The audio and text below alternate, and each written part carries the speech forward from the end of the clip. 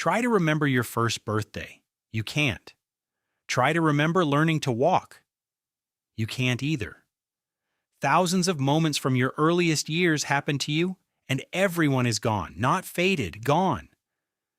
Yet your brain wasn't broken during those years. It was working harder than it ever will again. So where did it all go? For decades, scientists blamed childhood amnesia on a simple, lazy idea. Babies don't have real memories yet. Their brains are blank slates, filling slowly like an empty notebook. It felt clean. It was also wrong. Researcher Carolyn Rovey Collier tied a ribbon from a baby's ankle to a mobile above the crib. When the baby kicked, the mobile moved. Babies as young as 3 months learned the connection almost instantly. Weeks later, shown the same mobile, they started kicking before it even moved. That's real memory, stored and retrieved. The blank slate idea collapses instantly. Babies remember constantly, they just don't remember the way adults do. Your infant brain wasn't underdeveloped, it was overdeveloped. At 2, you had more synaptic connections than you do now, billions more.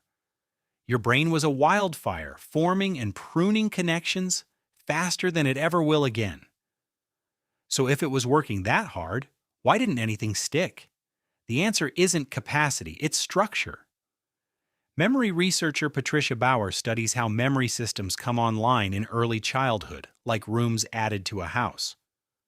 Episodic memory, replaying a specific moment, depends heavily on the hippocampus. In early childhood, that hippocampus is still under construction, laying down wiring not fast enough yet to bind a memory into something stable enough to survive years of growth and rewiring on top of it. Think of it like writing in wet concrete. The mark goes in, but before it can harden, more concrete gets poured on top. The memory existed, it just never had time to set. There's a deeper twist, and it has nothing to do with storage. It has to do with language.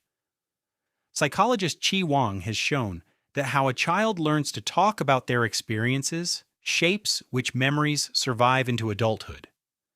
Memory isn't just stored, it's narrated. A parent asking, "What did you see at the zoo? How did that make you feel?"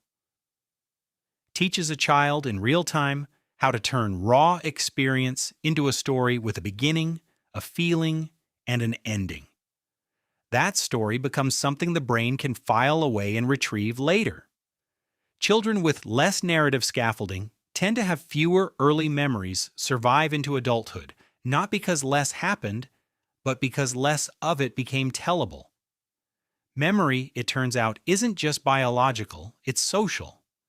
Built in conversation. One bedtime recap at a time. Now here's the part that should unsettle you. This isn't just a childhood problem. It's still happening to you right now. You don't remember most of last Tuesday. You don't remember most of any single day from the last 5 years.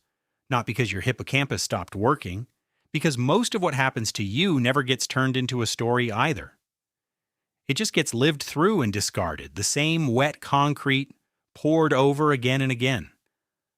The days you do remember share something in common. They were narrated. You told someone. You replayed them in your head. You turned them into a story before they had the chance to dissolve. This is where the ancient piece of the puzzle comes in. For most of human history, there was no written record of an individual life, no photos, no journals, no calendars. The only way an experience survived was if it got told around a fire to a child, to a friend. Oral storytelling was memory infrastructure, how a tribe without writing remembered who they were. Your brain still runs on that ancient operating system. It was never built to store raw experience. It was built to store stories. Anthropologists studying oral cultures have long noted that memory and storytelling are nearly inseparable in societies without writing, because storytelling was the only available technology for preserving the past. That gap in your earliest years isn't a flaw. It's evidence of the design working exactly as intended, just before the storytelling machinery had finished installing itself. And it explains why a vacation you talked about for weeks afterward feels vivid years later, while one you took and never mentioned again barely feels real, even though both lasted exactly as long. You're building your own memory in real time every time you tell someone what happened. Every retelling is another layer of concrete poured before the last one had time to dissolve. So tonight, when someone asks how your day was, that question does more than make conversation. It's deciding whether today becomes a memory or disappears the way your first steps already have. What did you actually do today? Tell someone. It might be the only thing standing between this day and forgetting it completely.